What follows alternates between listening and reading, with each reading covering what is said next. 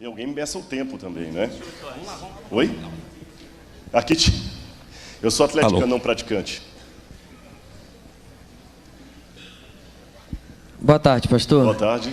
Não sei se o senhor vai lembrar, ontem eu estava aqui com um amigo meu que não é adventista, o senhor nos chamou para ser soldados aí na frente. E ele faz faculdade comigo, e filho de pastor da Assembleia de Deus.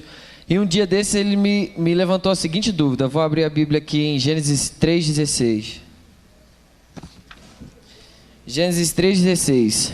E a mulher disse: multiplicarei sobremodo os sofrimentos da tua gravidez, e em meio de dores darás à luz filhos. O teu desejo será para o teu marido, e ele te governará. A dúvida dele é a seguinte: na Bíblia dele a tradução é multiplicarei a dor do parto. Ele quer saber se antes disso aqui, antes do pecado, antes de Adão e Eva terem comido o fruto, se Eva já havia engravidado, se ela já teria tido filhos. Tudo dá a entender que não, porque diz o capítulo 4, verso 1, diz: coabitou o homem com Eva, sua mulher, e ela concebeu e deu à luz a Caim. Então disse: adquiri um varão com auxílio do Senhor. Essa expressão no hebraico, adquiri um varão com auxílio do Senhor, é uma expressão de entusiasmo, dá a entender que era o primogênito dela. Sendo primogênito, não houve outros filhos antes de Caim. Como Caim nasceu depois do pecado, então presumo que não houve filhos antes disso aqui.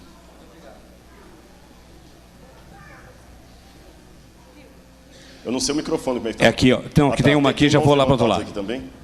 Se houvesse mais um microfone, talvez facilitaria, né? Que eu ficava de um lado aqui. Tem mais um microfone sem fio, será? Então, boa tarde, pastor. Boa tarde, mas eu não estou sabendo onde você está. Pronto, sim, agora sim. Então, a minha pergunta é sobre Ezequias. Ezequias, ele estava predestinado a morrer. Ele estava com uma doença. E ele pediu a Deus mais alguns anos de vida, e Deus deu mais 15 anos de vida para ele. E ele teve um filho, e esse filho foi muito ruim. Tipo, ele matava, ele queimava as pessoas. Aí a minha pergunta é: por que Deus permitiu que ele tivesse esses 15 anos de vida e permitiu que ele tivesse esse filho, se esse filho é ruim e Deus sabe de tudo do futuro? Essa pergunta é análoga a uma série de outras que podíamos fazer. Por que Deus permitiu Adolf Hitler nascer, sabendo que ele ia praticar o mal e matar 6 milhões de judeus? Por que Deus permitiu tantas coisas? Eu acho que Deus permitiu desde lá de trás, quando alguém podia perguntar por que ele permitiu criar Lúcifer, sendo que Lúcifer viraria Satanás. Eu respondo com alguns elementos para você. Letra A: porque Deus não duela com o seu caráter. Quando Deus diz na Bíblia que Ele nos dá o livre arbítrio, ou seja, Ele nos dá o poder de escolha, isso tem que ser real. Eu vou explicar o que eu quero dizer para vocês. Vamos supor que eu vá dar aulas aqui no IPAI, e eu chego no primeiro dia de aula e digo para os alunos assim: olha, vocês podem escolher se querem fazer matéria comigo ou não, se eu sou um bom professor ou não. Vocês vão me dar 0 ou 10. Uau, não tem nem 7, é 0 ou 10. E eu prometo a vocês que todas as notas que vocês me darem, eu vou levar até o professor Elias, para que ele saiba o que vocês pensam a meu respeito. A princípio os alunos pensaram assim: uau, esse camarada ele é muito autoconfiante, porque ele deixa os alunos dizerem no papel o que dizem, o que acham dele ou não, e promete que vai levar para o diretor da escola. Aí cada um começa a dar a sua nota lá, 0, 10, 0, 10. Até que depois eu pego aqueles papéis todos e vou para a sala do diretor. Só que nesse ínterim eu passo na minha casa. E lá eu começo a separar as notas. Que bom, já comecei bem, me deu 10. Outro 10. E um 0 aqui, né? Tudo bem, deixa eu colocar aqui do lado. Outro 0. Opa, nota 10. Outro 0. Outro 10. 0, 0, 0. 0, 1, 2, 3, 5, 8 zeros. Finalmente um 10. E depois que eu separo em 2 pilhas os zeros e os 10, sabe o que eu faço? Eu pego as notas 0, jogo no incinerador, queimo tudo, e as notas 10 eu levo para o professor Elias. Que impressão o professor Elias vai ter? Que 100% dos alunos me aprovam. Mas isso é uma grande mentira, porque houve muitos que não me aprovaram, mas esse simplesmente eu destruí. Da mesma maneira, Deus faria se Ele só deixasse vir à existência aqueles que não fossem rejeitar o seu governo.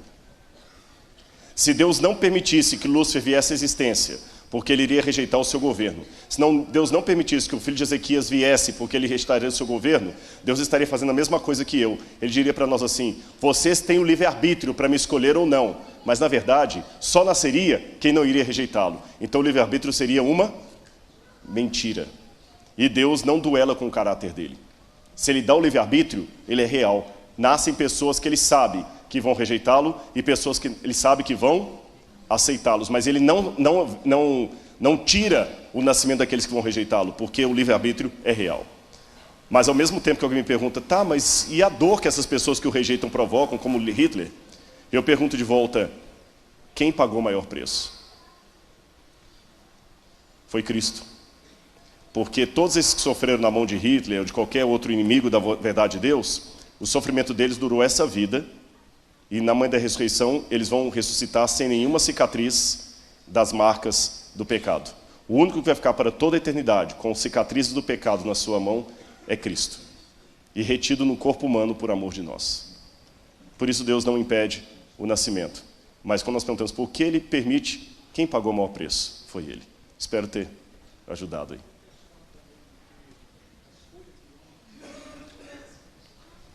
Perdão? Sim, e a consequência está aqui até hoje, exatamente. Deus não tirou, não tirou. Sim, ele não cria o mal, ele permite. Ele permite, viu? Aí eu sei que tem um texto na Bíblia que fala assim, eu faço bem, eu crio a luz e crio as trevas, eu faço bem e crio o mal. Mas a palavra mal que está ali em Isaías é ra ali é mal de guerra, não é mal de maldade mesmo, vocês entendem? De maligno, de diabo, mal com U. Oi? Não precisa não, tá bem. Mais uma água. Rodrigo, a expressão aqui no verso 24 de Mateus 19... Deixa eu abrir aqui também. Mateus 24, verso 19.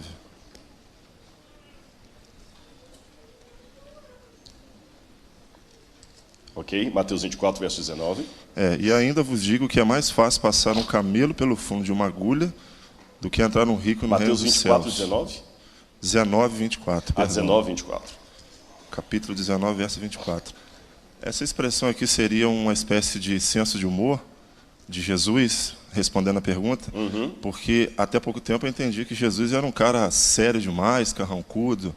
Tem algumas expressões nesse sentido? Com certeza. Humorísticas de Cristo na Bíblia? Uma vez eu fiz até um programa sobre isso, sobre o senso de humor na Bíblia. Em primeiro lugar, eu não acho que Deus é um ser sisudo. Deus tem um grande senso de humor. A prova maior é que Ele me criou e eu sou uma piada. Um Deus de mal com a vida não criaria alguém. O humor, o senso, o riso faz parte de Deus. E você tem razão, existem várias expressões no grego do Novo Testamento, mesmo na Bíblia hebraica, que demonstram humor da parte de Deus e, no caso da suscitação, da parte de Jesus. É lógico que o humor deles é diferente do nosso. Por exemplo, quando a gente... Vou dar um exemplo para vocês. Se vocês hoje, ou mesmo eu, virmos um filme do Charlie Chaplin, dando cambalhota, caindo, pouquíssimos de nós, praticamente ninguém, irá rir. Mas quando nos anos 20 esses filmes foram exibidos, todo mundo morria de rir de Charlie Chaplin dando cambalhotas. Quando os Trapalhões tinham o Renato Aragão lá atrás que caiu, todo mundo ria. Hoje não tem mais graça. O humor muda de tempo para tempo e de local para local. Tenta rir com o stand-up americano. Mesmo você entenda o inglês, não faz muita graça, mas os americanos riem. Eles não rirão, talvez, da nossa piada. No Oriente Médio, da época de Cristo, uma das características do humor era o exagero. Quando você queria responder uma coisa de maneira bem-humorada, você exagerava. É mais fácil passar um camelo no fundo de uma agulha do que um rico entrar no céu. Qual é o homem que, se o filho te pedir um pão, vai trazer uma pedra? Se ele pedir um ovo, vai dar uma cobra. Vocês entendem? Quer ver um outro exemplo de humor na Bíblia? Daniel. Desculpe, a minha coriza aqui já começou e eu esqueci o remédio lá em casa. Daniel capítulo 3, que fala da fornalha ardente. Olha como é que Daniel também usa o exagero como humor. Vamos ler aqui o verso 3. O verso 2. Então o rei Nabucodonosor mandou juntar os sátrapas, os prefeitos, os governadores, os juízes, os tesoureiros, os magistrados, os conselheiros e todos os oficiais das províncias para que viesse a consagração da imagem do rei Nabucodonosor. Aí vem no verso 3. Então se juntaram os sátrapas, os prefeitos, os governadores, os juízes, os tesoureiros, os magistrados, os conselheiros e todos os oficiais para a consagração da imagem do rei Nabucodonosor. Verso 5. No momento em que ouvirdes o som da trombeta, do pífaro, da harpa, da cítara, do saltério, da gaita de foles e toda a sorte de música, vos prostrareis. Verso 7. Portanto, quando todos os povos ouviram o som da trombeta, do pífaro, da harpa, da cítara, do saltério, de toda a sorte de instrumentos, perceberam? E lá e vai o tempo todo assim, ó.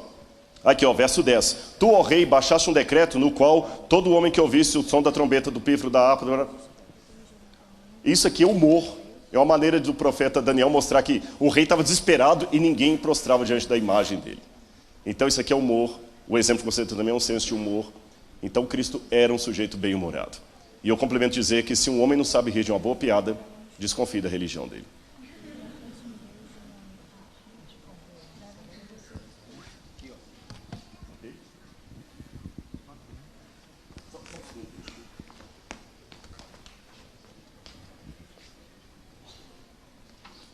Obrigado, eu já pedi. Pode perguntar. Obrigado, viu, linda? Eu aceito. Alegra. Pode falar. Bom, Não filme isso não, mostra o povo lá, ó. Tem muita coisa pra você filmar, fica filmando aqui. Uma vez eu estava pregando em Portugal. Nossa, mas também não exagera, né, pastor? Eu vou contar para vocês. Eu tenho uma velha amiga que me acompanha já, que é essa tal da alergia. E é muito ruim. Uma vez eu estava pregando em Portugal. Uma irmã, eu estava assim, com o nariz como agora, né? Aquela coisa, vai, não vai.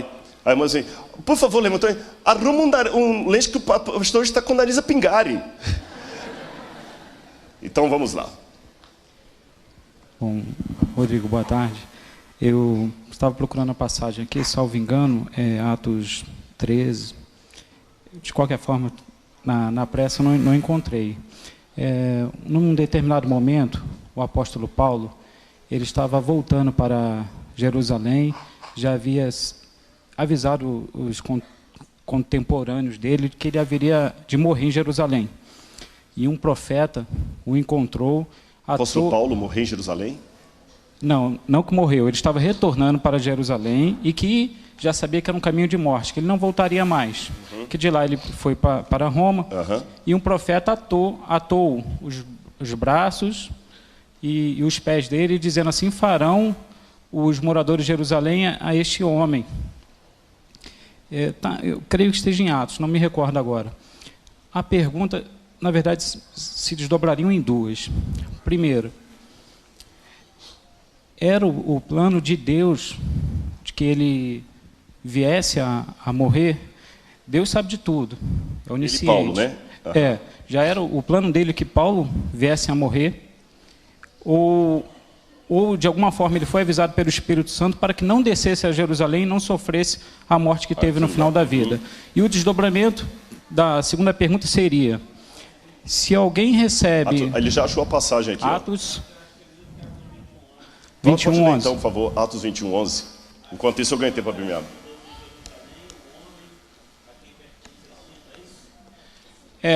Por favor, continua aqui se de repente... Obrigado. Exato.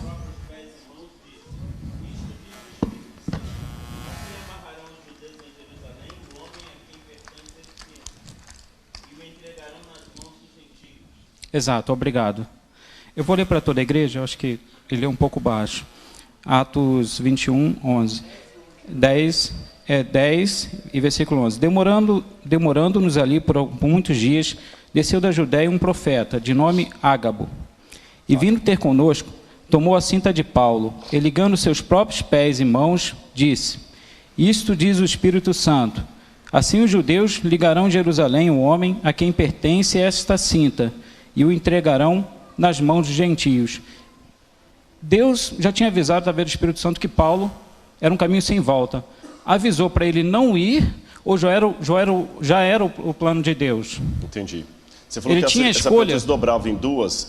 Sim, e no nosso campo fático hoje, se você de repente tiver um sonho, e esse sonho se concretizar, uma pessoa muito temente a Deus, digamos que ela esteja em verdadeira comunhão com Deus, e o sonho se concretizou, qual foi a finalidade do sonho? Foi para avisar que Deus está no controle, ou era para que ela ouvisse a Deus e não seguisse em frente? As duas perguntas que você fez, elas se resumem naquela velha problemática, como saber a vontade de Deus. Seja para a minha vida, seja para a igreja e em vários outros pontos. Eu costumo dizer que a vida é como se fosse um jogo de ludo. Vocês conhecem ludo? Né? É um jogo que fica atrás da dama e são quatro jogadores que jogam. Na vida é a mesma coisa. Não nessa ordem, eu vou colocar os jogadores que jogam, não que eles jogam cada um nessa ordem, às vezes a ordem muda, tá certo? Um jogador que joga o ludo sou eu mesmo, com as decisões que eu tomo. Eu poderia ter tomado a decisão de não ter aceitado o convite de estar aqui, vocês teriam uma outra programação aqui hoje à noite, talvez alguns que vieram aqui não viriam, outra coisa aconteceria. Eu tomei minha decisão. Um segundo jogador que joga no ludo da vida é o acaso. Há coisas que acontecem por acaso. Carros furam pneu, chaves somem. Ontem eu perdi o caminho para entrar aqui. São coisas que acontecem. Há também um terceiro jogador, que é o próprio diabo, que ele também joga. Ele joga tentando atrapalhar os planos de Deus, ele joga tentando tirar você dos caminhos de Deus. E um quarto jogador, que é o próprio Deus, que também joga. Esses quatro jogadores estão interagindo na vida de cada um de nós. E a nossa vida está em contrapartida, interagindo com a vida do outro, do outro e do outro, e dos milhares que existem, dos milhares que já foram, e dos milhares que ainda virão antes da volta de Jesus, porque tudo é uma questão de decisão. Imagine talvez, se Juscelino Kubitschek não tivesse decidido construir Brasília, Brasília não existiria. Talvez um casal que resolveu se encontrar em Brasília, e trabalhar em Brasília, se conhecer, casar e ter filhos lá, essa família não existiria, e assim por diante. Se algumas pessoas não salvassem alguns judeus da Segunda Guerra Mundial, talvez algumas famílias descendentes desses judeus não existiriam. E assim vai. Então, nessa confluência toda, o interessante, algumas coisas aparentemente contraditórias acontecem. Deus avisa e mesmo assim a coisa acontece. Porque Deus está mostrando que os quatro jogadores estão atuando. Mas nenhum deles será determinante. O que determina é a vontade do ser humano. E o projeto final de Deus. Então, por exemplo, não era plano de Deus que Israel ficasse 40 anos no deserto. Mas uma vez que houve a falha lá, eles tiveram que passar 40 anos no deserto. Não era plano de Deus que Babilônia atacasse Jerusalém.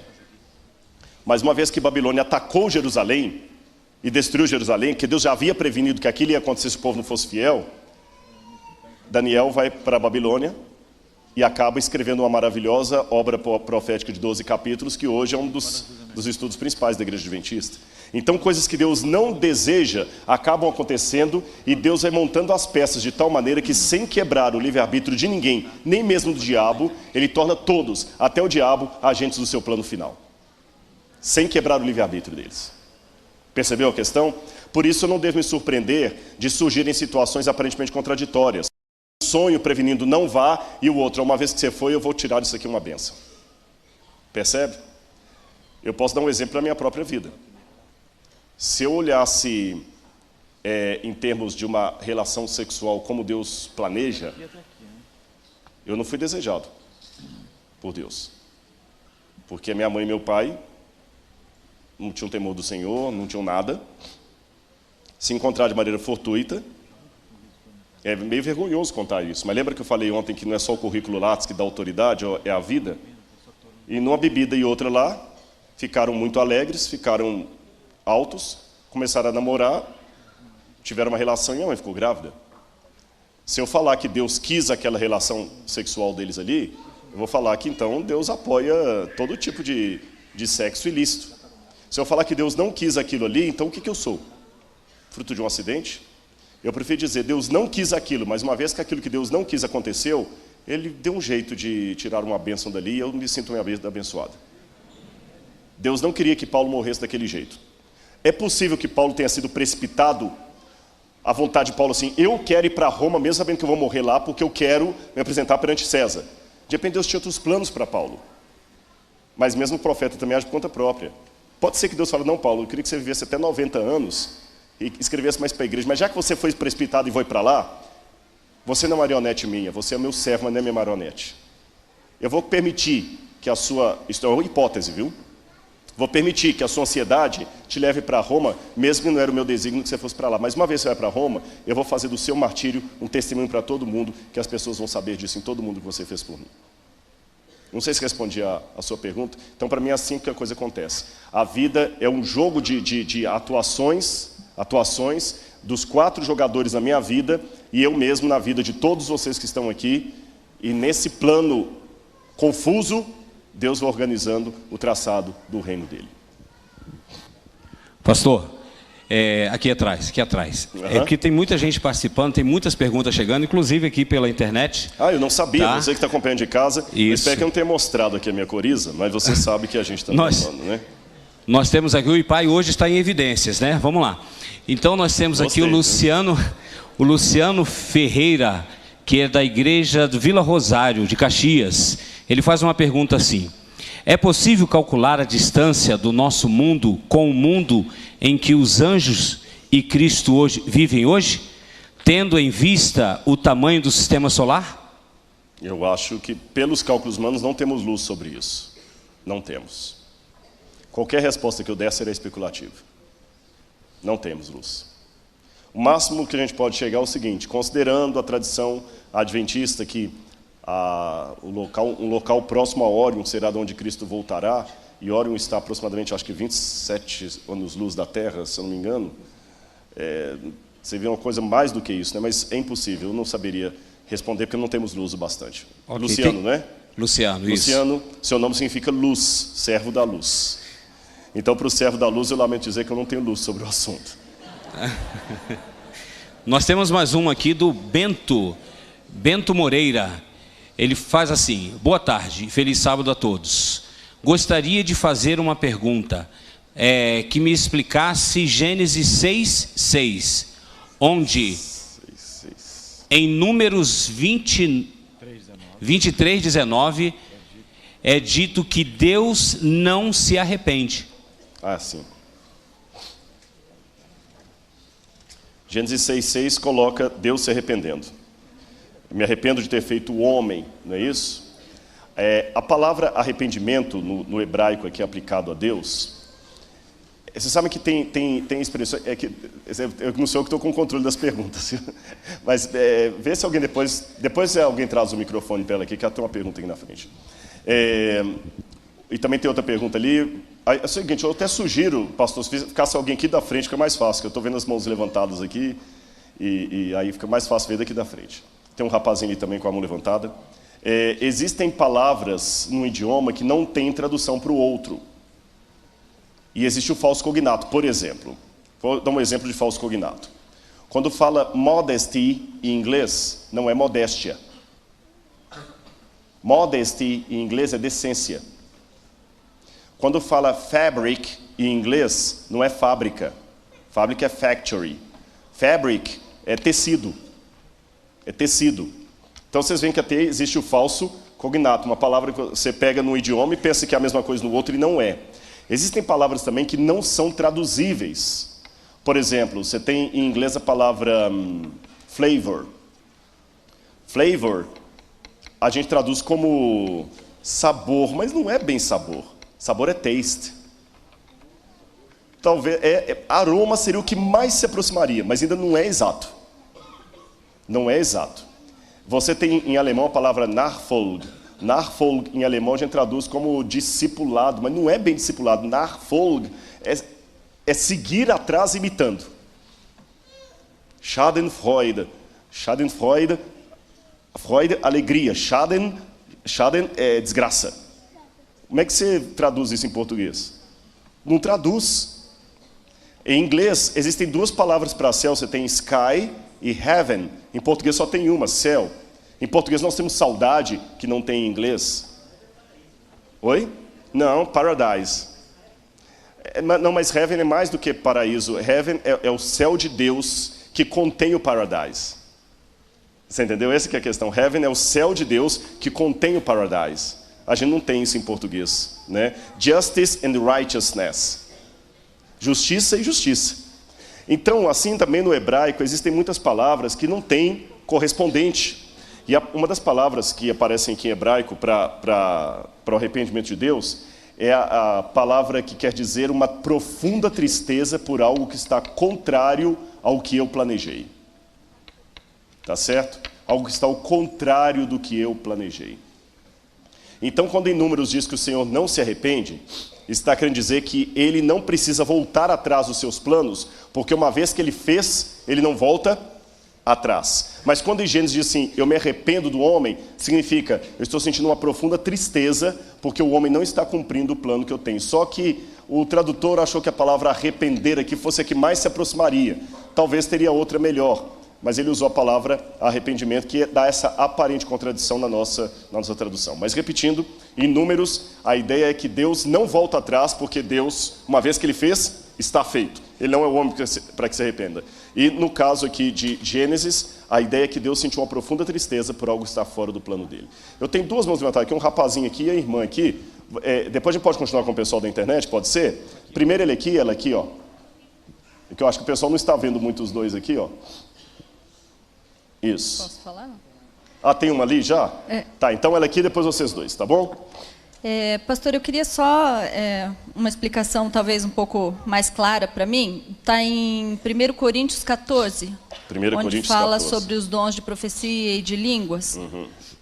Eu entendo bem o contexto de línguas. Qual verso? É 14, 2. 2. Já estudamos sobre esse assunto, né? A gente entende línguas estrangeiras, a gente entende o Pentecostes, mas meu irmão, ele é pentecostal. Uhum. E ele tem experiências vivas dele com o dom de línguas. E aí, baseado nesse texto, a gente foi conversando, só que ele se atentou a esse verso, onde fala ali no final, pois o que fala em línguas não fala aos homens, senão a Deus. Então, fala em línguas, está falando com Deus. Com efeito, ninguém o entende. E em espírito fala milagres, ou mistérios. Então, o que em espírito fala mistérios? Obrigada. Tá certo. Bom, em primeiro lugar, deixe-me dizer que eu respondo com muito carinho e respeito aos irmãos pentecostais, como eu gosto que a minha igreja seja respeitada. Eu acho que a experiência espiritual de cada um, a gente não deve ser juiz sobre ela para julgar. Não que você tenha dito isso, eu estou esclarecendo, não só para ficar bem apontuado, devemos respeitar a sinceridade que está no coração das pessoas e como elas buscam a Deus. Ainda que seja de um modo que eu discorde, quem sou eu para julgar o meu irmão? Tá certo? Isso aqui temos que analisar à luz do que acontecia em Corinto.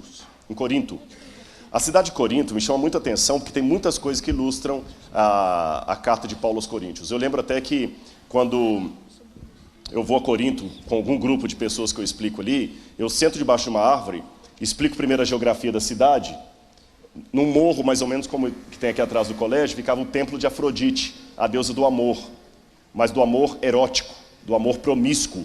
Havia mais de 1000 sacerdotisas prostitutas lá. Quando você olha para frente assim, você tem o templo de Dioniso e o templo de Apolo, onde eles faziam as festivais, especialmente das Olimpíadas corintianas, e as carnes que sobravam ali do sacrifício, que não eram sacrificadas, eles vendiam no açougue. Eram oferecidos aos deuses e eles levavam para o açougue. Aí eu entendo por que da questão da carne sacrificada a ídolos, por que Paulo escreve em 1 Coríntios 13, explicando o que é o amor, para contrastar com o amor de Afrodite. E uma das coisas que tinha muito claro na cidade era o orgulho das pessoas por falarem vários idiomas. Isso é constatado por vários autores da época, como Pausanias, por exemplo. E as pessoas que entravam em transe, em êxtase, e começavam a balbuciar coisas como se estivessem falando aos deuses, etc, etc. E Paulo tenta normatizar essa situação ali. Tenta explicar que como é que isso deve ser feito, que isso não é por aí. E Paulo começa então, nesse caso específico de 14:1, ele fala assim, ó, segui o amor e procurai com zelo os dons espirituais, mas principalmente que profetizeis. Por que Paulo já não cortou de graça? Não fica esse negócio de ficar preocupado em falar línguas, não, porque o povo ia espanar. Você sabe que tem coisas que a gente não pode chegar assim e cortar de cara. E quando ele fala assim, olha, pois quem fala em outra língua, você está preocupado em exibir que você tem conhecimento? Ele falou, eu falo mais língua do que todos vocês aqui. E nem por isso eu fico exibindo. Agora, se você fala e ninguém está entendendo na igreja, então você está falando só para Deus, meu irmão, porque ninguém está entendendo. Tá certo? Você não está falando aos homens, só a Deus. E ninguém o entende. Então, em espírito, você está falando mistérios.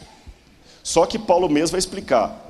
Mas ao que profetiza, fala aos homens, edificando, exortando e consolando. Então Paulo está pegando um conceito que eles tinham e falando assim, ó, tá bom, você quer insistir em falar com glossolalia para você?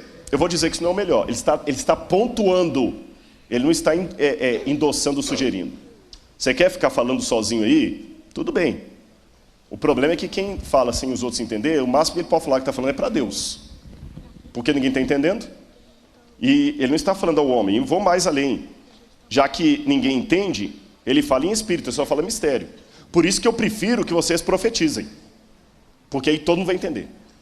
Então não posso ler esse verso isolado, esquecendo o verso 1 e o verso 3, que vem antes e depois dele. Não sei se está ficando clara a minha explicação aqui. Paulo está descrevendo um comportamento para pontuar com outro que ele acha melhor. É como se alguém dissesse aqui assim, eu vou combinar uma coisinha com você que for responder. É como se ele dissesse assim, olha gente, eu sei que vocês gostam aqui de fazer acampamento de carnaval para os jovens.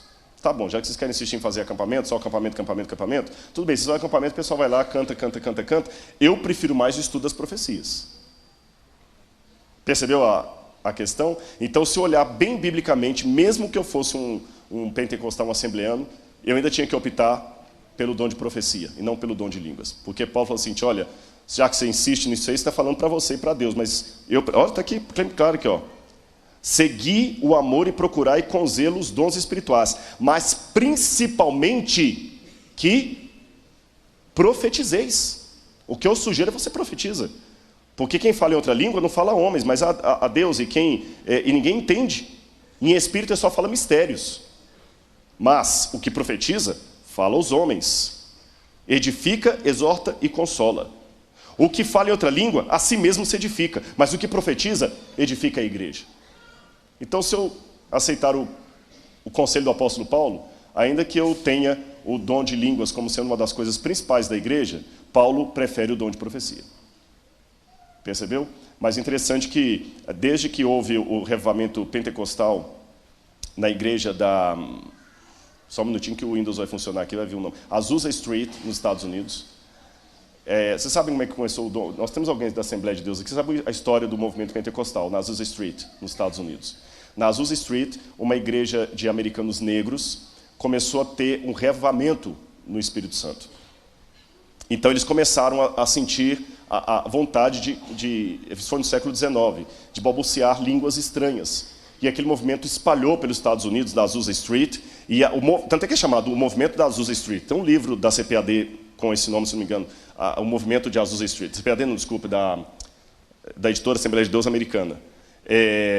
Acho que tem em português esse livro, do movimento da Azusa Street. Então, da rua Azusa, da Azusa Street, ele foi se espalhando, e pegou em várias outras igrejas do mundo que começavam a manifestar o movimento pentecostal. Até que Berg e o seu outro irmão, lá na Europa, tiveram também uma ideia de trazer o movimento pentecostal para o Brasil, pediram a Deus uma visão de onde deveria ser esse movimento, olharam no mapa, apareceu o nome Belém. E eles então entenderam que Belém seria o lugar onde deveriam vir. Então eles vieram para o Brasil e iniciaram em Belém ali o movimento pentecostal, que hoje cresce muito. A Assembleia de Deus é a maior igreja pentecostal do Brasil, se não do mundo. Depois vieram outras, como a Igreja Brasil para Cristo, Deus é Amor, os movimentos carismáticos, até da Igreja Católica. Então são irmãos sinceros que eu tenho que respeitar, mesmo discordando, eu tenho que respeitar. Você entendeu o ponto aqui, né? Eu tenho que respeitar no espírito como eu quero que me respeite. Mas com um carinho muito grande em Cristo, eu digo que pela Bíblia, Paulo sugere não o dom de línguas, mas o dom de profecia. É o que a Bíblia diz. Aí eu tenho que falar com a Bíblia com muito carinho, que há pessoas da Assembleia de Deus aqui. E deixa eu dizer que eu sempre sou chamado para falar na Assembleia de Deus, viu? Fiquem tranquilos lá. Mas entenderam o ponto? Então essa é a questão. Eu vou fazer uma sugestão para vocês. Eu sou muito do pragmático. O pastor me falou assim, o tempo. Eu estou notando que parece que vocês estão gostando de fazer as perguntas aqui. O que eu trouxe de tema para vocês, eu trouxe um tema que eu posso falar em 5 minutos ou 2 horas. Porque como são a vida diária nos tempos de Cristo, vamos fazer o seguinte, são 5 horas. Que horas termina o programa jovem aqui? 5h30? 6 horas? 6 horas? Se a gente fizer o seguinte, pastor, vamos levar mais 15 ou 20 minutos de respostas e depois eu fecho. Coisa ou está muito... o assunto é mais relevante, né? Então vamos terminar com essas 3 perguntas aqui e fecha. Não entendi? Entendi. O pastor preocupado porque muitos receberam o convite para virem para ouvir sobre a vida diária dos tempos. É que tem até criança com a mão levantada, e eu fico impressionado, sabe? Vamos aqui. Tem uma aqui, vamos uma deixar criança você falar aqui também, tá? Eu prometo que nós vamos cobrir. Vamos terminar aqui com esses 3 aqui. E vai ter criança, pastor, querendo participar. Aí me quebra, porque eu não consigo dizer... Sabe o que é? Jovem querendo participar. Entende o ponto? Mas é o seguinte, eu prometo vocês que eu vou tentar o impossível aqui. Nós vamos terminar 6 horas e vocês vão ter o assunto que eu prometi. Ok? Tá bom? Mas porque tem criança querendo participar e não gosto de inibir, senão nunca mais elas querem. Vai lá, primeiro. Quando Jesus estava no céu no início dos tempos, né? Então, ele já sabia que ele viria para nascer em Belém, na Estebaria? Sabia. O pai falou com ele. Na verdade, Jesus, quando estava no céu... Como é que é o seu nome? João. João Pedro? João Pedro, Jesus, quando ele estava no céu, Jesus sabia tudo. Só que lá na divindade dele, ele conversando com Deus o Pai, ele sabia que ele ia ter que passar por tudo o que ele passou. Só que Jesus ter que vir cá, nascer em Belém, sabe o que ele tinha que fazer? Ele tinha que, de certa forma, esquecer as coisas do céu. Sabe por quê? Porque se ele viesse como Deus, ele não ia sentir dor, ia. Se ele viesse como Deus, ele não poderia morrer na cruz do Calvário. Então sabe o que ele fez? Ele pegou os poderes dele, e como se fosse o meu relógio aqui, ó. Ele pegou os poderes dele de Deus, tirou, deixou lá no céu e veio sem relógio. Eu não perdi o meu relógio, você viu? Eu apenas tirei meu relógio e guardei lá. Mas quando eu descer para você, eu não tenho como olhar a hora no relógio, porque o relógio ficou lá em cima. Por isso que Jesus, quando veio para a terra, ele já não sabia mais todas as coisas, ele não podia mais fazer tudo, porque ele deixou os poderes dele lá no céu, para vir e poder conversar com a gente e morrer em nosso lugar. Por isso que aqui na terra, Jesus tinha que orar para o Pai. Por isso que aqui na terra ele sentiu fome, ele sentiu sede. E quando ele foi um bebezinho, ele também fez xixi na fralda. Jesus chorou. Boa pergunta, Jesus desobedeceu? Nós temos que um desdobramento da pergunta. Jesus não teve nenhum erro moral. Ele era o Filho de Deus. Mas para vir legitimamente como ser humano, pequenas imperfeições humanas ele tinha que ter.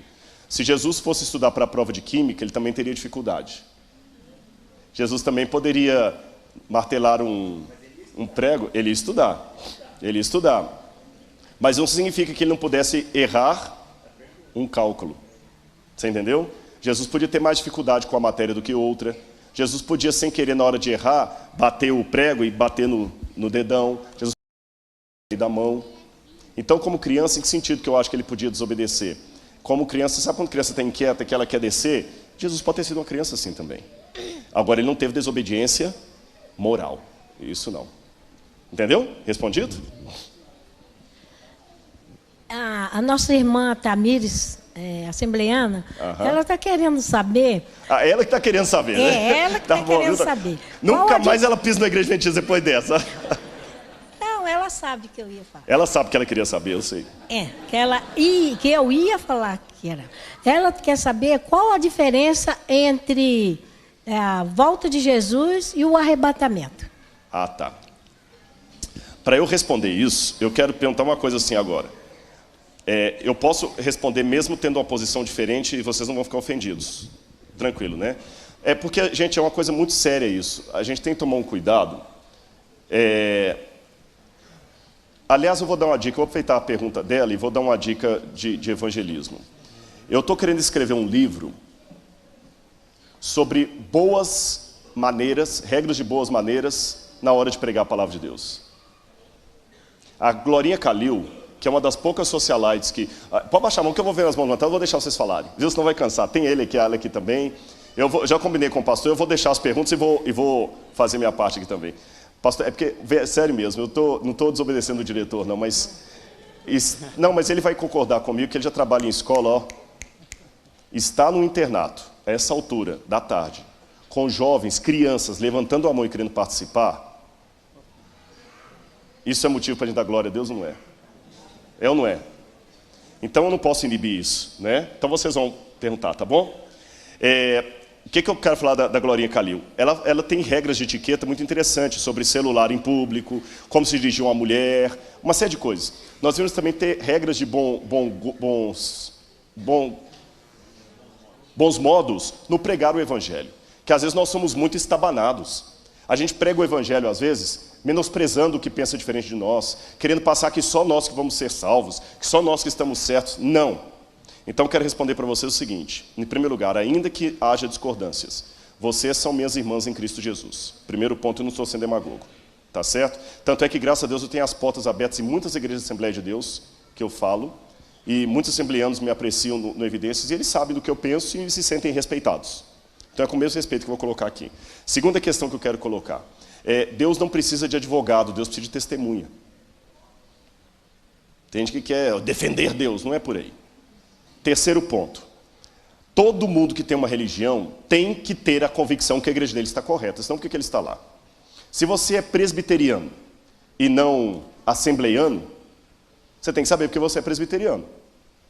Eu sou presbiteriano, mas eu podia ser assembleiano, dá na mesma? Não dá na mesma. O assembleiano tem um encontro com o Espírito Santo, que é o segundo batismo, que é superior ao batismo nas águas e é com dom de línguas. O presbiteriano acredita na predestinação, que as pessoas nascem já, como diz Calvino. Então, quer dizer, por que você é presbiteriano? É porque o da Assembleia está errado. Por que você é da Assembleia? Porque o presbiteriano está errado. Então, achar que a religião do outro está errada e a minha está certa, não é um pecado. Senão, você deveria ser da religião do outro e não da sua. Não tem duas verdades, só existe uma verdade. Agora, atenção. A sua convicção pela sua igreja tem que ser baseada no estudo sério da palavra de Deus. Isso vale para os adventistas. Não é só porque o pastor falou, porque seu pai te criou daquele jeito. Um estudo sério da Bíblia por conta própria. Segundo, a sua convicção não deve fazer do céu um clube da sua igreja. Porque eu tenho convicção do que eu acredito, mas os sinceros de Deus estão aqui dentro e também lá fora. A igreja de Deus é maior do que a igreja adventista, porque ela é feita dos sinceros que estão aqui e dos sinceros que estão lá fora. O número dos que estão lá fora é maior do que os daqui de dentro. Se o céu for só de adventista, eu não quero ir para lá. Se o céu for de todos aqueles que pertencem a Deus, eu vou para lá. Amém? Porque não é placa que salva, é Cristo Jesus. Ficou claro isso? Então, com esse preâmbulo, eu vou apresentar a minha explicação. A doutrina do arrebatamento secreto, essa é uma doutrina nova. Ela não foi ensinada pela Reforma Protestante. A doutrina do arrebatamento secreto não foi ensinada pelos pais da igreja, ela não foi ensinada na Idade Média. É uma doutrina nova, que surgiu especialmente nos Estados Unidos e se tornou mais forte a partir da Guerra Fria entre Estados Unidos e União Soviética. Porque a União Soviética era o eixo do mal. Então muitos pregadores americanos, que começaram a pregar contra o mal, que era os Estados Unidos, começaram a colocar a União Soviética na profecia. E o anticristo agora deixou de ser interpretado como era por Lutero, por Calvino, por Wycliffe, por os pioneiros da Reforma, e começou a interpretar agora o anticristo como sendo a União Soviética. E o anticristo como sendo um ateu, que na União Soviética vai se juntar com a China, e no lugar que é Megiddo, vão fazer um exército para vir contra os que estarão a favor de Israel. E a igreja? A igreja vai ser tirada da terra através de um arrebatamento. E há algumas passagens que se usam para isso. Uma das principais passagens que se usam é essa aqui, olha. Abra a Bíblia comigo em Mateus capítulo 24. Mateus capítulo 24. Assim, e mais uma vez, para explicar para quem não saiba. O arrebatamento secreto tem autores como... Mateus capítulo 24, daqui a pouco eu vou ler o texto para vocês. 24, verso 30, 40 em diante, tá bom? Antes de ler, deixa eu explicar para vocês. Então tem nomes como Hal Lindsey, a Bíblia de Scofield e outros mais que começaram a pregar essa doutrina de que as pessoas vão ser arrebatadas. Jesus voltará de maneira secreta e haverá um rapture, um arrebatamento. Alguns vão desaparecer e as roupas vão ser deixadas no canto assim mesmo. Alguns carros poderão ficar desgovernados e baterão, porque o motorista vai ser arrebatado. Num avião, de repente, algumas pessoas vão desaparecer. Mais recentemente, houve até o filme e livro Deixados para Trás. Você sabe, de Tim LaHaye. É assim que é o arrebatamento secreto. Então a igreja vai ser arrebatada para o céu e aqueles que não estavam preparados vão ficar na terra para viver sob o governo do anticristo. Um dos textos que eles pegam para isso é Mateus capítulo 24, versículos 40 em diante. Então 2 estarão no campo, um será tomado e deixado o outro. 2 estarão trabalhando no moinho, uma será tomada e deixada a outra. Portanto vigiai, porque não sabeis em que dia vem o vosso Senhor. Só que texto fora de contexto vira pretexto. Vamos ler esse texto dentro do contexto para a gente poder analisar. Entenderam o texto? Arrebatados, então significa que um será tomado e deixado o outro. Quem vai ser tomado? Quem vai ser arrebatado, salvo. E quem vai ser deixado é quem vai se perder. Daí o título do livro, Deixados para Trás. Só que vamos ler um pouquinho antes. Olha o que diz aqui no verso 37. Estão acompanhando comigo? Você de casa está acompanhando? Pois, assim como foi nos dias de Noé, assim também será a vinda do Filho do Homem. Continua com sua Bíblia aberta. Vamos analisar devagarzinho. Assim como foi nos dias de Noé, será na vinda do Filho do Homem. Então está fazendo uma comparação, uma analogia. Certo? Concordam comigo? Uma comparação, uma analogia. Como era nos dias de Noé? Porquanto, assim como nos dias anteriores ao dilúvio, comiam, bebiam, casavam-se e davam-se em casamento, até o dia em que Noé entrou na arca. E não perceberam, senão quando veio o dilúvio e os levou a todos. Quem foi levado aqui no dilúvio? Quem se salvou ou quem se perdeu? O que vocês acham? Vou fazer a pergunta. Quem foi levado aqui? Quem se salvou ou quem se perdeu? Quem se perdeu. Quem se perdeu. E não perceberam até que veio o dilúvio e os levou a todos. Até que e não perceberam, então quando veio o dilúvio os levou a todos. Assim será também na vinda do Filho do Homem. Olha a comparação. A vinda do Filho do Homem será como os dias de Noé. Porque nos dias de Noé, todos casavam-se e davam-se em casamento, comiam e bebiam, até que veio o dilúvio e os levou a todos. Assim também será a vinda do Filho do Homem. 2 estarão no campo, um será levado, tomado, e o outro será deixado. Pela comparação, quem será levado? Quem se perde. Quem será deixado e quem será poupado.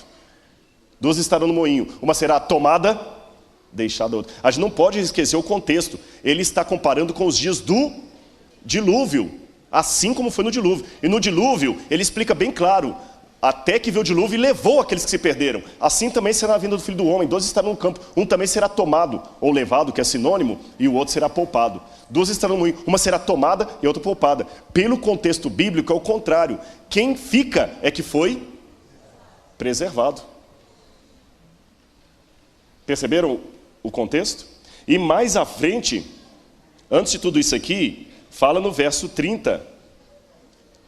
Então aparecerá no céu o sinal do Filho do Homem. É anterior a isso aqui. Todos os povos da terra se lamentarão e verão o Filho do Homem vindo nas nuvens com poder e grande glória. Se a volta de Jesus será um arrebatamento secreto, por que Mateus, antes de falar disso aqui, fala que todos verão e se lamentarão? Ah, mas eles verão porque as roupas... Uma vez alguém me explicou assim, eles verão porque as pessoas vão desaparecer, então eles vão ver que Cristo veio. Não, mas não é isso que a Bíblia fala. Todos os povos da terra se lamentarão e verão o Filho do Homem vindo sobre as nuvens. Parousia, vinda gloriosa.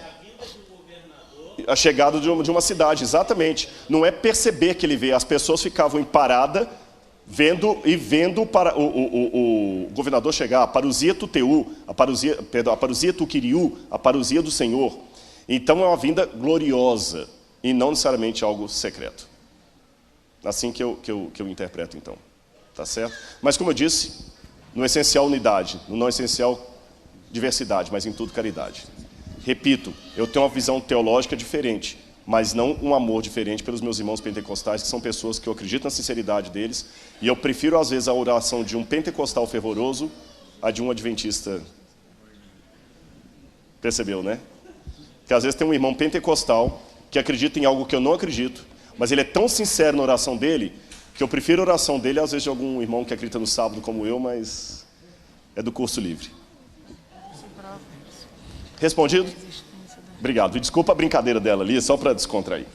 Ela aqui? Pois não?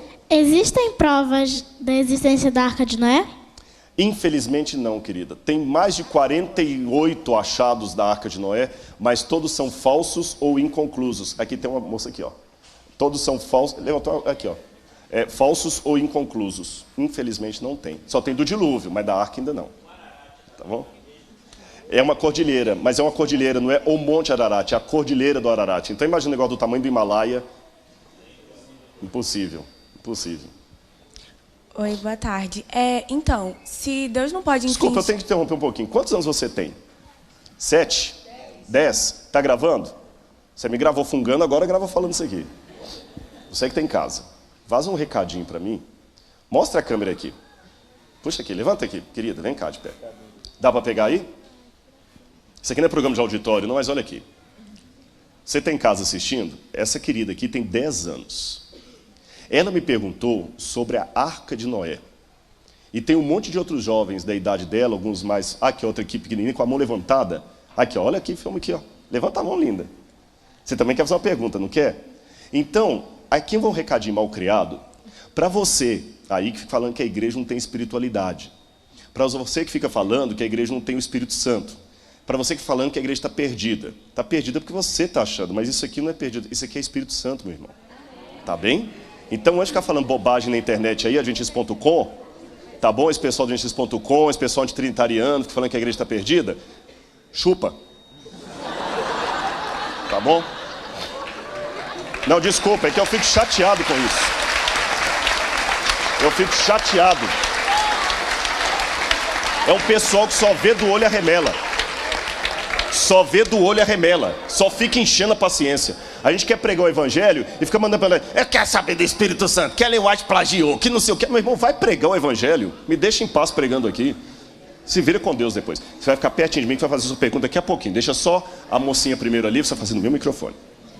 Então, se Deus não pode infringir o nosso livre-arbítrio, em Êxodo 10, versículo 1, está dizendo assim: depois disse o Senhor a Moisés: vai ao faraó, porque tenho endurecido o seu coração e o coração de seus servos, para manifestar esses meus sinais no meio deles. Eu tenho endurecido, né? Sim, ele não estaria infringindo o livre-arbítrio de faraó aí? Eu tenho um probleminha aqui. Vamos subir mais um degrau aqui, o pessoal lá de cima poder ver a gente também. Eu sei que eu vou falar que é uma coisa que aparentemente é meio chato, falar assim, poxa, eu tenho que saber grego e hebraico da Bíblia. Não é isso. É que a Bíblia não é livro para ser lido, é livro para ser estudado, justamente por isso. E Deus escreveu com sotaque humano, mas o gostoso da Bíblia é que essas dificuldades nos fazem não ficar acomodados, sempre buscar mais. Na língua hebraica antiga, existem vários casos e modos verbais diferentes do nosso. Tem o caso jussivo, por exemplo, do imperativo. É quando uma ordem é dada de uma maneira muito mais positiva do que nós fazemos em português. Por exemplo, como é que é o seu nome? Jennifer. Vamos supor, Jennifer, que eu seja muito seu amigo. Jennifer, acertei? Tá bom, vai. Jennifer. Vamos supor que... Mas Jennifer é mais bonito, vamos convir, né? Vamos supor que você está querendo tomar sorvete, está com a garganta ruim e vai cantar no coral que solar e eu não quero que você tome. Você é teimosa. Eu falo assim, Jennifer, não tome sorvete, não tome sorvete. Não, eu vou tomar, não tome. Aí você fica me enchendo tanta paciência que eu falo assim, tá bom, vai lá, não vou falar mais nada. Vai lá, enche a cara de sorvete. Tem professor de português aqui? Não está, professor de português? Está lá. Professora, quando eu falo assim, Jennifer, não vou falar mais nada, vai lá e toma sorvete. Pela gramática da língua portuguesa, eu estou usando o imperativo, correto? Estou dando uma ordem direta. Mas esse imperativo aqui é real ou é simbólico? É simbólico. Eu não estou mandando que ela tome sorvete, eu estou apenas de uma maneira irônica, dizendo que eu me deixo levar pela teimosia dela. Agora, Jennifer, sabe como é que eu falaria isso em hebraico? Eu te farei tomar sorvete. Eu te farei tomar sorvete. Então, quando a Bíblia fala que Deus endureceu o coração de Faraó, ou Deus assim, eu endurecerei o coração de Faraó, é uma maneira irônica de dizer, eu vou deixar que Faraó cumpra com aquele. Ele era uma expressão idiomática, porque os faraós pensavam que pelo fato de na múmia deles, eles mandarem colocar um escaravelho no peito no lugar do coração, aquele escaravelho defenderia, porque quando, segundo os egípcios, você ia para o reino de Osíris, o seu coração de carne era tirado e posto numa balança. E aquele coração denunciaria os seus pecados. Então, para não ter os pecados denunciados, o que eles faziam? Colocavam um besouro de pedra aqui no coração, um coração de pedra, e eles achavam que o coração de pedra, um coração duro, enganaria os deuses. Eu tenho provas disso na arqueologia. Então Deus, de maneira irônica, fala, tá bom, eu endurecerei o coração de Faraó. Eu vou deixar que ele haja conforme ele acha que deve agir. Mas é uma expressão idiomática. Tá certo? Pode fazer sua pergunta. Quando Jesus morreu na cruz, aquilo Deus já sabia. Era para ele morrer. Mas tinha várias pessoas que queriam que ele morresse e várias que não queriam. Se todo mundo que estivesse ali quisesse que ele ficasse vivo, ele não teria morrido? Você me fez uma boa pergunta. Senta aqui comigo que eu vou te falar um negócio. Você sabia que eu também já me fiz essa pergunta? Olha que interessante. Agora não estou falando para me exibir, não. Eu tenho um doutorado em teologia. E eu vou ser sincero com você, lindinha. Não sei. A única coisa que eu já pensei, sabe o que foi? Porque Jesus tinha que morrer de qualquer maneira para pagar pelo nosso pecado. Não tinha como o nosso pecado passar sem que ele morresse. Então pensei assim, se as pessoas não tivessem desejado que ele morresse, não o colocassem na cruz, eu acho que ele teria que voluntariamente morrer de um outro jeito. Mas não tinha como ele não morrer. Você entendeu? Agora, como é que seria o mundo? Será que o Israel estaria até hoje, né? Eu não sei. Mas eu fico feliz que você fez essa pergunta. Tá bom? Você é linda. Dá um beijo. Aê. Quem mais? Ali, ó. Vem. Vem cá. Pode vir também. Pronto. E aí eu já, depois dos dois aqui, faço assim, depois dos dois já vou para... Tá bom? Não é não? Então, com ele aqui eu termino. Tá certo? Vamos lá. Nas bestas de Daniel, quando surge o dragão, que simboliza o reino de Roma, a Bíblia fala alguma coisa que pode vencer esse dragão ou ele não pode ser vencido só pelo Espírito Santo? Dissidente, ó. Percebeu a igreja fria? Viu a igreja de Laodiceia? Olha a pergunta que ele fez profética aqui. Repete a pergunta. Quando, nas bestas de Daniel, quando o dragão, que simboliza Roma, ele pode ser vencido por... Está na Bíblia que ele pode ser vencido por alguma coisa ou alguma pessoa, ou ele só pode ser vencido pelo Espírito Santo? Eu vou responder com a Bíblia. Quer ver? Fica sentado aqui que você vai ler.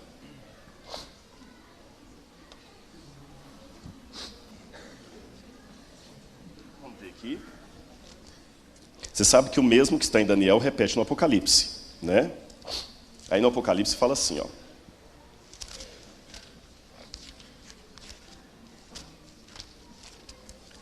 Eu estou passando página por página que a Bíblia não é minha, viu? Eu quero Apocalipse 14.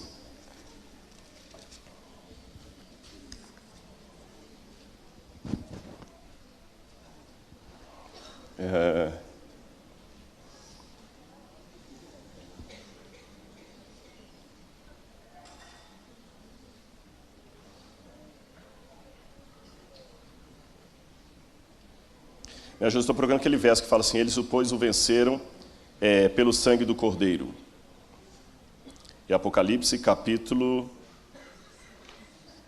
Oi? É o 17? 12:17.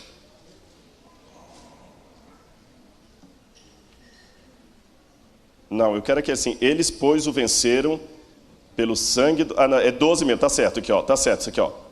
Obrigado, é o 12, verso 10. Lê para mim aqui, ó, como é que fala assim, ó. Vai lendo aqui, ó. Então ouvi grande voz do céu proclamando: agora veio a salvação, o poder, o reino do nosso Deus e a autoridade do seu Cristo. Tá falando do dragão que você perguntou, tá? Que representa Roma, tá? Aí o que vai falando? Pois foi expulso o acusador de nossos irmãos, o mesmo que os acusa de dia e de noite diante do nosso Deus.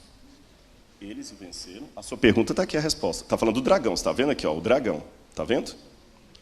Aí você perguntou como é que a gente pode vencer. Aqui vem no verso 11 a resposta. Eles, pois, venceram por causa do sangue do Cordeiro e por causa da palavra do testemunho que deram, e mesmo em face da morte não amaram a própria vida. Então, quando você pergunta como é que esse dragão pode ser vencido, ele pode ser vencido por nós, com o poder de Deus. Por que Deus não vence direto? Porque através de nós. Porque Jesus quer dar para a gente o prazer de jogar o jogo. É muito ruim ter um joguinho que você não pode jogar, né? Já pensou ter um jogo que você só fica vendo os outros jogar e você não participa? Agora é legal quando você participa e levanta o troféu, não é? Então Deus faz isso. Deus é tão legal que para vencer o diabo, ele podia vencer sozinho. Aliás, Deus é tão poderoso que se Deus lutasse com o diabo com o poder de Deus, nem teria luta. Entendeu? Porque o diabo não ia resistir. Então o que Deus faz? Deus, ao invés de lutar direto, ele pega, passa o poder dele para nós, deixa que nós vençamos o dragão e possamos levantar o troféu com Jesus. Gostou? Legal, né? Parabéns, viu? Muito bem, gente, vamos agora então. Eu sei, eu lamento, eu prometo que eu vou tentar dar uma volta aqui. Tem muita mão levantada. Não, mas é porque agora já são 5h25, tem muitas mãos levantadas, pastor. Mas você que sabe, você que decide, você que é o diretor da escola. Agora eu joguei a bomba para ele. Aí eu sinto muito, o diretor não deixa. Quer fazer uma enquete? Então faça uma enquete, vamos lá. Se a maioria preferir continuar respondendo perguntas, a gente continua, não é interesse meu, eu me preocupo com aqueles que vieram assistir a palestra, não é isso? Então vamos lá. Quantos gostariam que ele continuasse perguntas? Vamos ver as mãos. Quantos gostariam que nós passássemos para a palestra agora? Vamos lá então.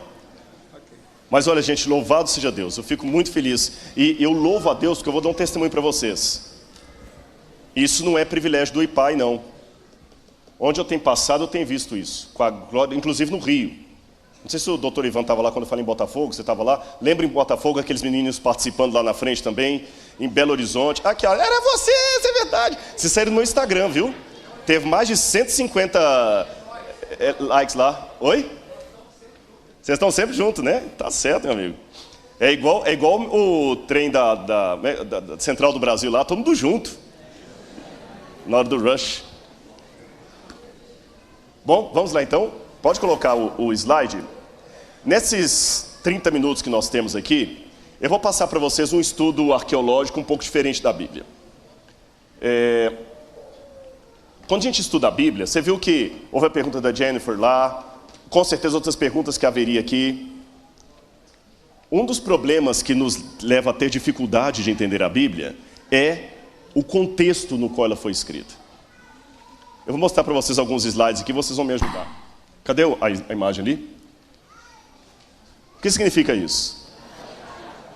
Não precisa nem explicar, né?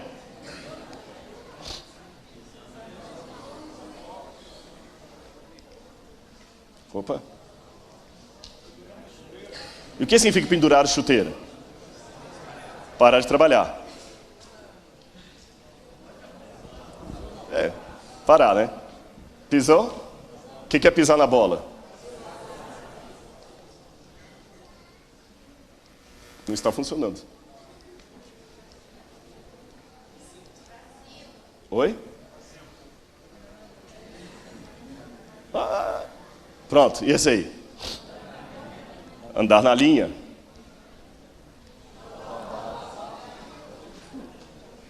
Ai. Dá o John sem braço.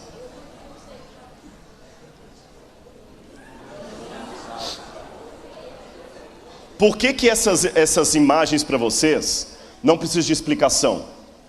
Porque vocês são, na sua maioria, se não todos, brasileiros que falam português como língua primária, um português de hoje, não é um português de Camões, e que conhece essas expressões. Agora atenção, imagine que aqui há 2000 anos, essas expressões, e tudo que a gente falou aqui, vire Bíblia. Deixa eu tirar aquela imagem que está feia, né? Pronto. Oi? Essa é péssima também, né? Pronto. Politicamente correto ou não, todo mundo entendeu as expressões. Por quê? Porque você fala português. Agora, imagine que daqui a 2000 anos, essas expressões virem Bíblia e estejam sendo usadas numa igreja.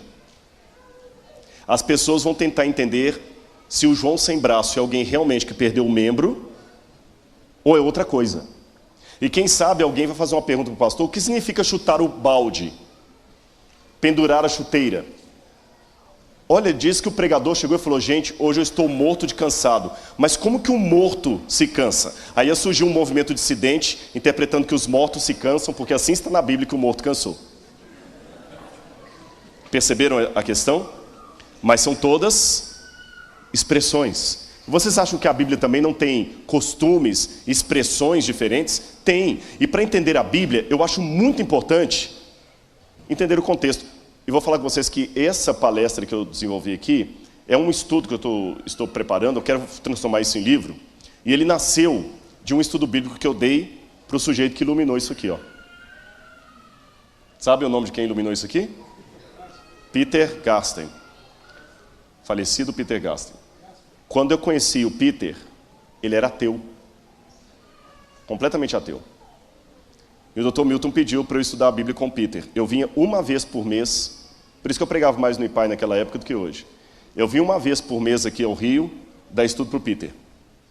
Uma vez por mês. E com a graça de Deus, o Peter, antes de morrer, já tinha aceitado a Deus, aceitou a Jesus como salvador pessoal, e estava aos poucos se preparando para o batismo. Ele e a Viviane. Só que o Peter acabou falecendo. Mas ele não morreu sem primeiro deixar a marca dele aqui na igreja. E graças à intercessão dele com Oscar Niemeyer, nós temos hoje 3 plantas de igreja adventista feitas. Uma vai ser aqui no Rio de Janeiro. Uma planta feita por Oscar Niemeyer custava mais de 300 mil reais. Ele não cobrou nada da igreja. Um ateu que fez uma planta de igreja e escreveu ali. Olha como é que Deus é poderoso para transformar com a palavra. Mas quando eu fui estudar a Bíblia com o Peter, o primeiro pedido que ele me fez foi o seguinte: eu quero um atlas com um mapa para eu ver aonde essas histórias aconteceram. Uma cronologia para eu entender quem veio primeiro, se é Davi ou se é Jesus. Senão eu não vou entender. Olha a cabeça de um alemão, que ele era alemão. Estão vendo como é que é organizada? Então, a partir daquele estudo com o Peter, eu estou desenvolvendo para a igreja um estudo contextual da Bíblia, onde a gente pode pegar expressões e explicar. Isso ajudará a esclarecer muitos problemas que as pessoas levantam aí, de várias naturezas. Então, vou dar alguns exemplos para vocês. O microfone sem fio está aí, pastor? Eu queria a participação de alguns. Eu queria que alguém já abrisse para mim Jeremias 1,17 e outro 1 Pedro, mas bem rápido. 1 Pedro 1, verso 13. E quem ver... Eu até dei esse estudo também lá em Botafogo, vocês vão ver de novo, eu peço desculpas por isso. Quem já encontrou, só levantar a mão, que o microfone... Lá no fundo, ali, ó. Naquela direção ali, ó. Ali, ó. Aqui, ó. Lê Jeremias 1,17 e outro vai preparando em 1 Pedro 1, verso 13. Tudo bem, então Jeremias está aqui na frente.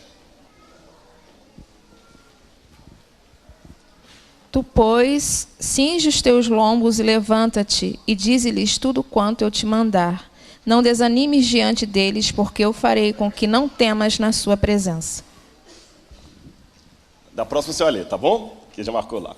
Então, já vai procurando o próximo. Cinge os teus lombos e levanta-te. E o que diz lá em Pedro? Portanto, agora estejam prontos para agir, estejam alertas e coloquem toda a sua esperança na graça de Deus, que será dada a vocês quando Jesus Cristo voltar. Interessante a expressão estejam prontos para agir. Em algumas traduções traz, cingindo os lombos do vosso entendimento. Percebeu que a sua tradução já deu uma explicada. O que é cingir os lombos? Que Deus falou para o profeta, cinge os lombos, levanta-te. O lombo é qual que é a região lombar? Os rins, né? Cingir os lombos. Naquele tempo,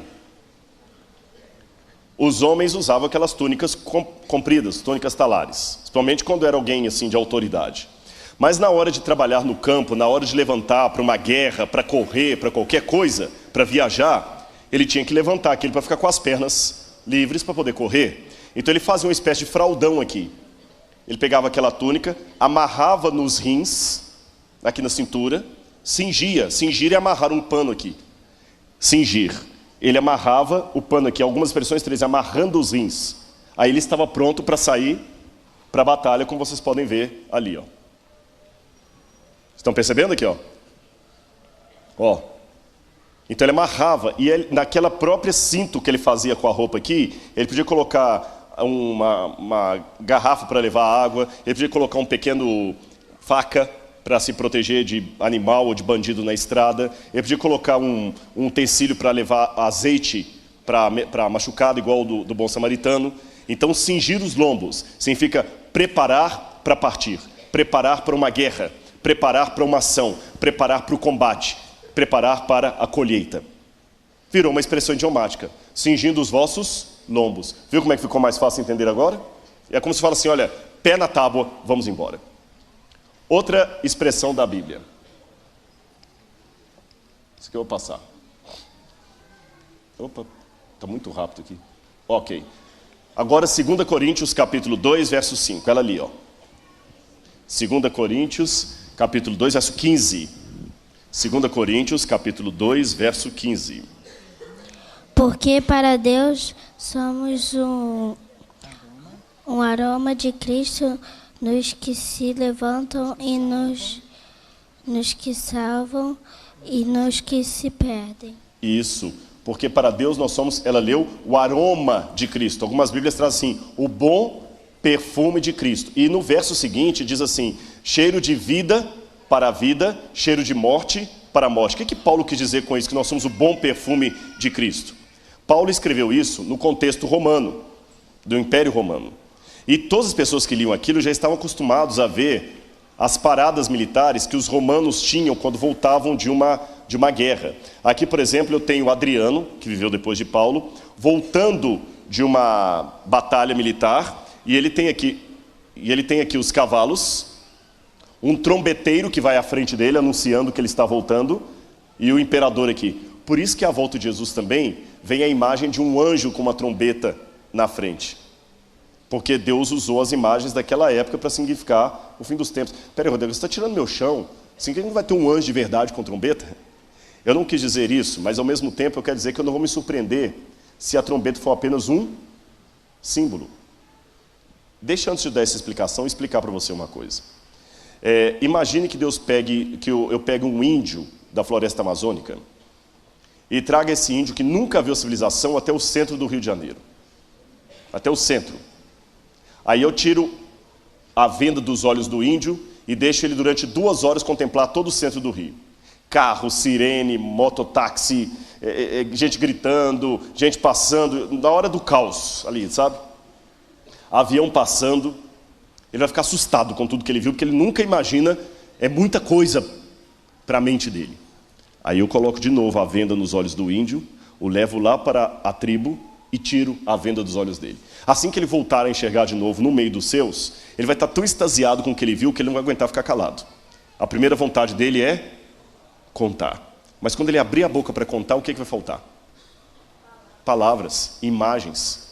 Então o que ele vai fazer? No desespero, ele vai tomar emprestado do conhecimento, e mesmo que ele contasse o que ele viu como nós conhecemos, os outros não iam entender. Então ele pega as coisas da mata, que os outros estão acostumados a ver, e faz uma comparação para passar para eles uma realidade muito maior. Entenderam o ponto? Como o profeta é como um índio. que viu o céu, viu a eternidade. Então ele contou dentro da roupagem do primeiro século. Por exemplo, quando eu vou para a ilha de Patmos, eu surpreendo, se alguém viajar comigo para lá, já vou quebrar a surpresa. Que eu levo o pessoal para a ilha de Patmos. E a primeira coisa que eu gosto de mostrar para as pessoas ali é o mar em volta da ilha de Patmos. E a ilha de Patmos realmente é inóspita. Ela é grande, mas é inóspita. Nem água potável tem lá. E eu falo assim, imagina João preso aqui. Esse mar enorme em volta dele. Esse mar era a prisão natural dele. Saudade de casa, da língua dele, dos amigos, dos queridos, da liberdade que ele tinha. Tudo com o impedimento das águas que estão em redor. Esse mar para ele era uma visão caótica, de separação, de saudade, de tristeza. Por isso que quando Deus dá para ele a visão do novo céu e da nova terra, diz, eis que veio um novo céu e uma nova terra. Porque o primeiro céu e a primeira terra passaram e o mar já não existe. Faz sentido. O mar de prisão. Não significa que não vai ter praia no céu. Entenderam? Então, da mesma maneira, o trombeteiro ia à frente do rei. Eles também viram um anjo com uma trombeta.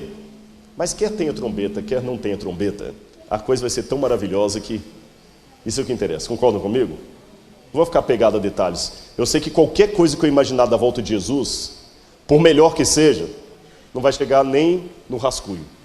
Isso que importa. Agora, vamos continuar.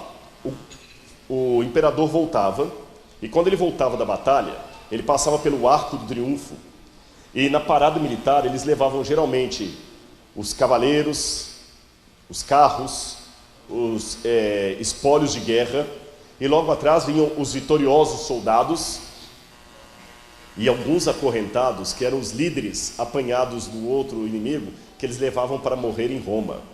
Roma não costumava matar os seus líderes, os líderes inimigos no campo de batalha, mas levavam para matar em Roma. Nesse momento, imagine, alguns vitoriosos, outros sabendo que iriam morrer. Algumas moças iam junto com a parada militar, jogando incenso e perfume na multidão. E a multidão sentia aquele cheiro de perfume gostoso, que para uns era o cheiro da vitória, para outros da derrota. Para os soldados, o cheiro de vida para a vida, mas para os que estavam condenados, cheiro de morte para a morte. O mesmo perfume, com dois sentidos de cheiro diferentes. Paulo, sabendo disso, fala, nós também somos o bom perfume de Deus em Cristo.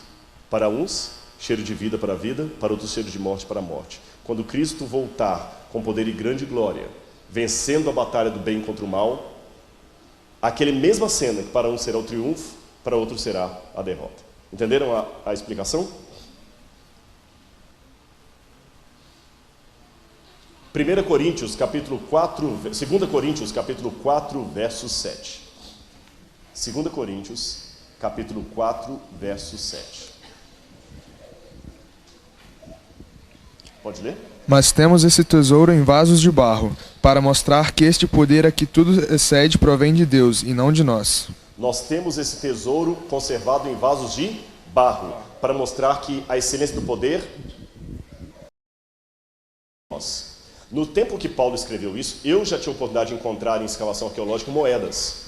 Eu já encontrei moedas em escavação arqueológica. E muitas vezes a moeda está dentro de um vaso de barro. Eles pegavam o vaso de barro, enchiam de moedas ali, era a economia dele, como se fosse o cofrinho dele. Ele cobria aquilo ali, ninguém está olhando, enterrava no fundo da casa. Ele enterrava ali, porque uma vez enterrando, estava protegido. Se houvesse qualquer situação emergencial, ele ia lá, desenterrava aquele tesouro e podia ir embora. Entenderam a questão?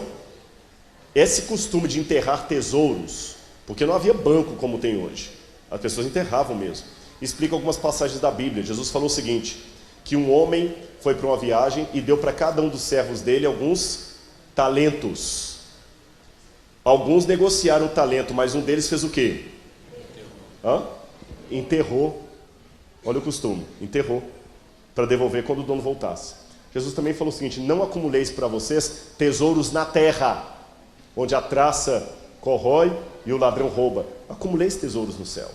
Jesus também falou de um homem que tinha um campo com uma pérola preciosa. Pérola não dá em campo, pérola dá em ostra, no mar. Mas aquele campo tinha uma pérola, e o homem vendeu tudo para comprar o campo. Por quê? Alguém que tinha aquela pérola de grande valor enterrou ali.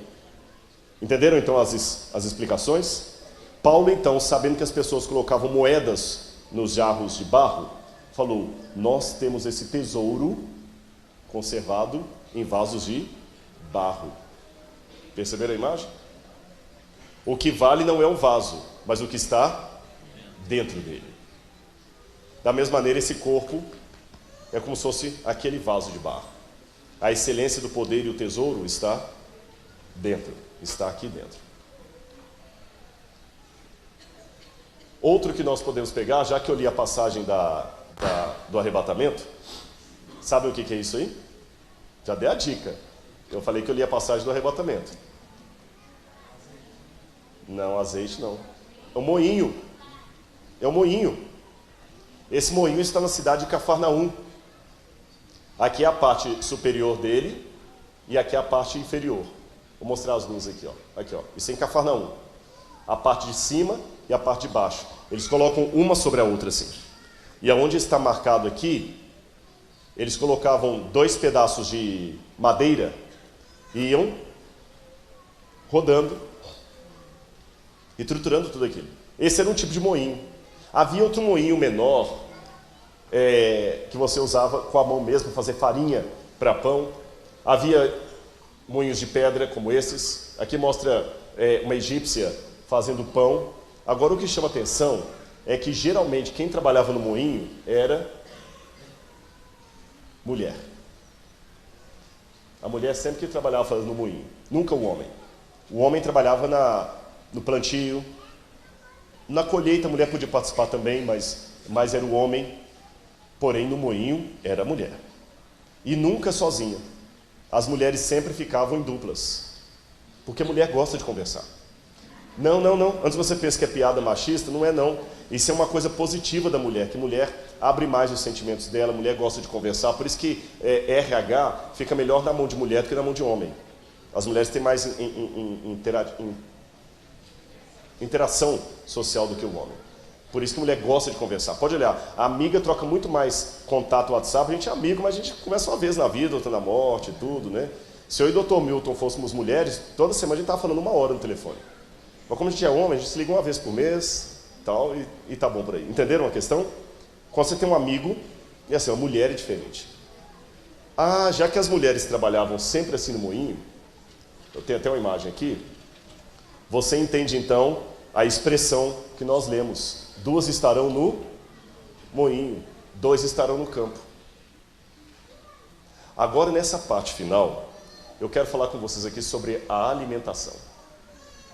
Geralmente, havia 2 refeições por dia. Só 2. Uma pela manhã e outra à noite. Os únicos que tinham uma refeição ao meio-dia, que nós chamamos de almoço, eram os trabalhadores braçais. Esses tinham uma refeição extra na hora do almoço. Mas os outros não, era uma refeição pela manhã e uma refeição à noite. Agora, olha que interessante. Na nossa cultura, por questão de saúde, nós ensinamos que de manhã você deve comer como o quê? Rei. Ao meio-dia, como o quê? Príncipe. E à noite? Mendigo. Eles de manhã comiam como mendigo. Mas não por questão de saúde. É porque você não tinha certeza de que teria comida até a noite. Então é melhor comer pouquinho de manhã, porque você durante o dia pode procurar comida, do que ir dormir com fome. Dormir com fome é pior, você não dorme. Então, se você tem um pouco de comida, coma pouquinho de manhã e guarde um pouco para a noite. Era um costume que vinha desde a época do deserto. Por isso que a Bíblia fala, Eclesiastes, deixa eu ver aqui qual é o texto aqui.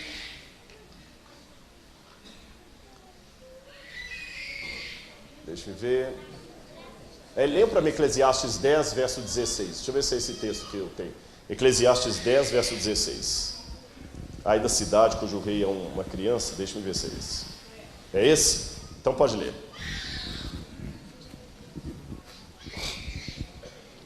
Ai de ti, ó terra, quando o rei é uma criança e cujo príncipes comem de manhã.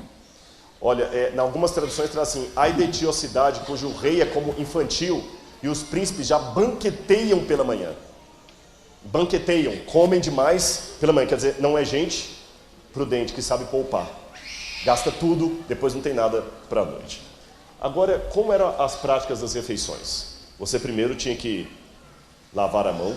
Quando alguém vinha em minha casa comer, havia algumas regras de etiqueta. Você vem comer em minha casa, em primeiro lugar, eu mando o empregado lavar os seus pés. Depois eu trago um perfume e unjo a sua cabeça. Tinha que te perfumar. Porque comer é um ato tão solene que as pessoas tinham que se perfumar para comer. E não podia comer em pé. Lembra que eu falei no sermão de manhã que em pé as coisas importantes não podem ser ditas em pé? Se você come em pé, você está desrespeitando a comida e o Deus que deu a comida. Está comendo depressa. Você tem que comer sentado. Ou melhor, deitado, reclinado. Aliás, nesse esquema que eu falei de lavar o pé e ungir a cabeça do convidado antes de comer, você tem que lavar o pé dele, ungir a cabeça e dar um beijo nele e convidá-lo para comer. Lembra que Jesus foi à casa de Simão? E Simão falou o seguinte: vem comer. E entrou Maria Madalena e começou a ungir os pés de Jesus. E Jesus falou assim: Simão, eu entrei aqui, você não me lavou os pés e não me beijou. Mas ela, desde que eu cheguei, não para de lavar os meus pés. Outra explicação, outra ilustração. O Salmo 23, que diz lá: unges-me a cabeça com óleo, o meu cálice transborda. Quer dizer, o Senhor me convida para uma celebração, para uma ceia. E a postura na hora de comer? Era assim. Bem diferente. Está dando para vocês verem bem o pessoal do fundo lá, ou quer que apague a luz aqui? Está dando para ver bem? Não? Será que está para apagar um pouquinho a luz aqui da frente? Atrapalha, pastor Elias? Apagou já. Não? Apagou já. Está. Melhorou agora? Assim que as pessoas ficavam reclinadas, a gente pensa geralmente as pessoas sentadas naquela posição assim, né? Elas reclinavam para comer. Assim que elas comiam, era mais confortável. E enquanto elas estavam comendo, aqui só tem um erro nessa foto, nessa imagem. É que eles pintaram as pessoas com sandálias. E na cultura, pelo menos judaica, as pessoas não usavam sapatos ali no triclínio, que era o nome daquela mesa. Chama triclínio porque ela é em forma de 3 partes. Por isso chama triclínio. Agora, um detalhe curioso. Quem ficava nessa posição aqui? Nessa posição aqui ficava o que convocou o anfitrião, que convidou todo mundo para a refeição. Aqui ficavam os principais convidados e aqui os mais simples. Criança, alguns empregados que tinham o privilégio de comer com o seu senhor, ficavam do outro lado ali. Jesus uma vez contou uma parábola sobre os primeiros lugares. Quando você for chamado para comer num lugar, não procure os primeiros lugares, não, que você vai passar vergonha. Esses eram os primeiros lugares. Senta aqui, ó. Outro detalhe mais. Enquanto as pessoas estavam comendo, se fosse uma celebração muito importante, eles podiam colocar alguns dançarinos e músicos para poder tocar e dançar aqui para as pessoas. Lembram da parábola do filho pródigo? O filho pródigo voltou para casa, o pai deu uma festa, e o mais velho chegou à porta e ouviu o quê? A música e as danças. Essa é a cena da parábola do filho pródigo. Já que eu falei de Maria Madalena ungindo os pés de Jesus, é possível que Jesus estivesse sentado mais ou menos nessa posição aqui, com os pés para fora, e ela chegou e ungiu os pés de Jesus. Bem diferente do que a gente imagina as pessoas comendo, né? Um detalhe a mais. Não se usava talher. Era mão direita. Como os árabes fazem até hoje. Agora, aqui eu tenho uma cena de um triclínio. E já que eu falei disso aqui, como seria a Santa Ceia? A gente imagina a Santa Ceia assim, né? Jesus sentado à mesa, 6 de um lado, 6 do outro, e Jesus ao meio. Não. Se a Santa Ceia tinha o formato de um triclínio, a Santa Ceia de Cristo foi algo mais ou menos assim, ou assim. Só que vamos voltar um pouquinho aqui. Não, eles estão ali. Aqui alguns reclináveis colocaram as pessoas normalmente sentadas assim, mas a ideia era mais sentar como índio ou se reclinar mesmo. Você entendeu? Se fosse no triclínio, você reclinava. Se fosse num colchonete assim, você podia sentar como índio. Era uma posição que para nós é incômoda, mas para eles era mais confortável. Eu já comia assim com beduíno. Não é nada agradável. E tinha que comer com ele no mesmo prato, lá no Sudão. Exatamente, isso mesmo que vocês estão pensando. Com baba e tudo. Agora eu quero voltar nessa imagem aqui para ver uma coisa com vocês que eu já ensinei em outros lugares. Onde estaria a posição de Jesus e dos discípulos ali? Bom, Jesus era o anfitrião. Se ele era o anfitrião, ele não podia estar no meio. Onde é que eu falei que o anfitrião ficava? Aqui, ó. Quer dizer, minto, ele teria que estar no meio aqui, não no meio da mesa do meio. Jesus então estaria mais ou menos onde está essa moça aqui. Aqui ficaria Jesus. Ele era o anfitrião. E onde estariam os discípulos? Vamos ler João, Evangelho de João,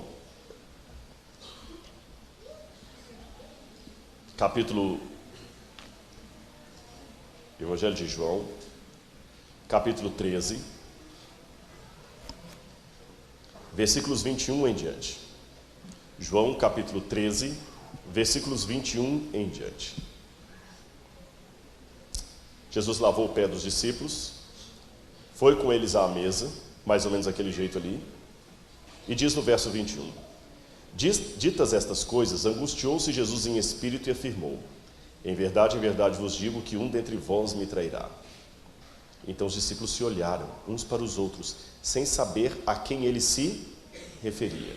Ora, estava ali aconchegado a Jesus um dos seus discípulos a quem ele amava.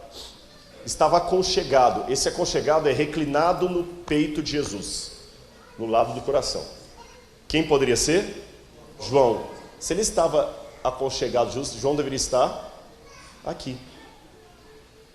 Porque Jesus tinha que estar com a mão livre para poder tocar na comida. Então João não podia estar encostado lá de cá. Para estar aconchegado, João tinha que estar do lado esquerdo. Então já matei a charada. Jesus estaria aqui, João estaria aqui. Oi? Não, pressupondo que mesmo o canhoto não podia tocar na comida com a mão esquerda. Tanto é que até hoje, se você esticar a mão esquerda para um muçulmano, chamou para briga. A mão esquerda é para limpeza pessoal. A direita que é para tocar na comida.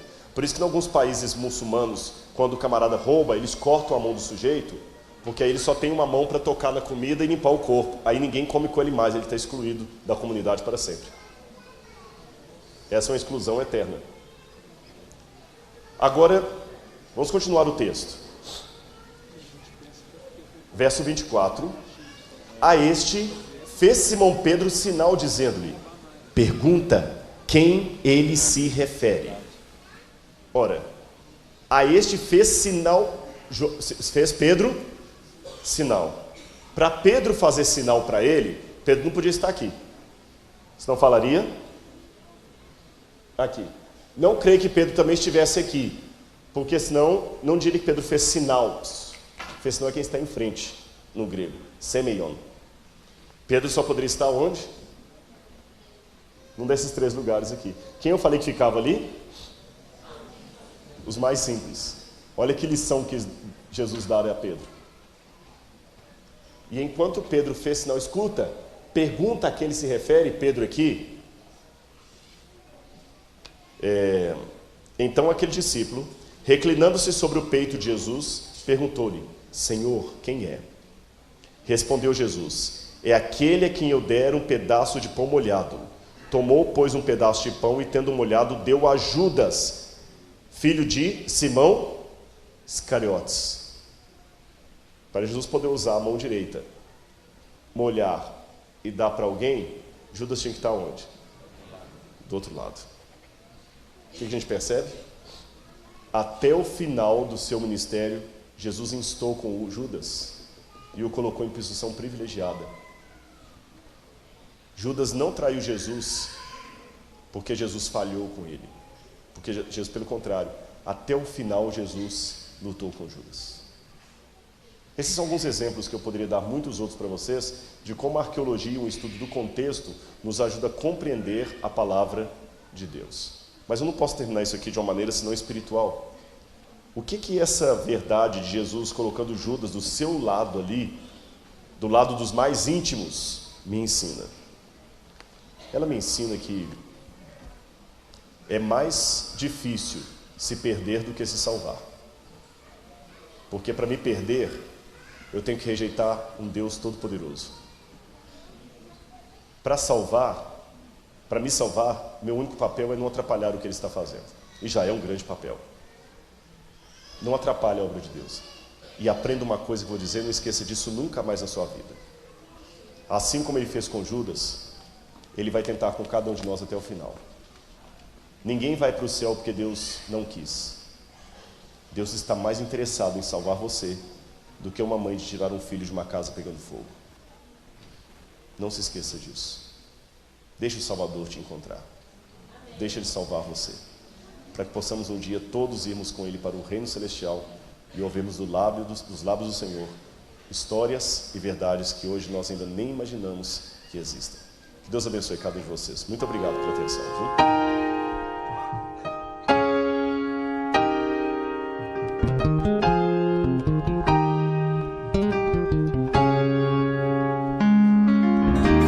Quantas vezes me vejo em situações em que o orgulho não permite o perdão,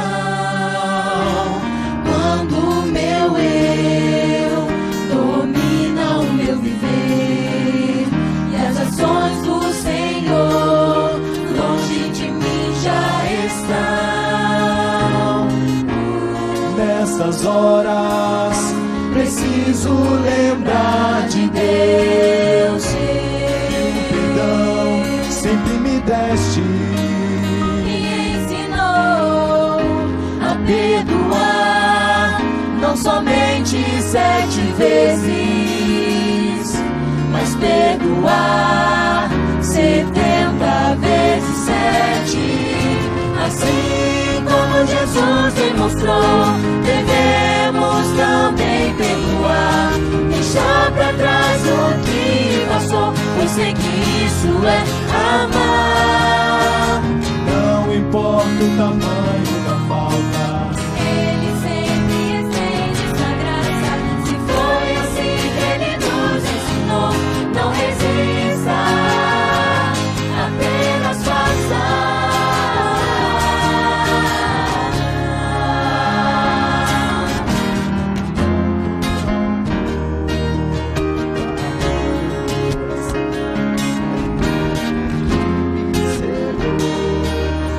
do que aprendi perante essa dor, não vi a solução, mas então percebi, quando a Bíblia eu li, a saída pra me fazer feliz é entregar os meus amores nas mãos de Deus, é perdoar, não somente 7 vezes, mas perdoar 70 vezes 7. Assim como Jesus demonstrou, devemos também perdoar, deixar pra trás o que passou, pois sei que isso é amar. Não importa o tamanho da falta, Ele sempre estende sua graça. Se foi assim que Ele nos ensinou, não resista, apenas faça.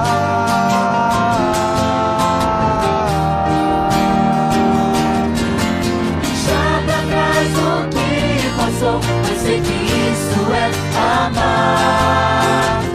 Não importa o tamanho da falta, Ele sempre estende sua graça. Se foi assim que Ele nos ensinou, não resista, apenas faça, apenas faça, apenas faça.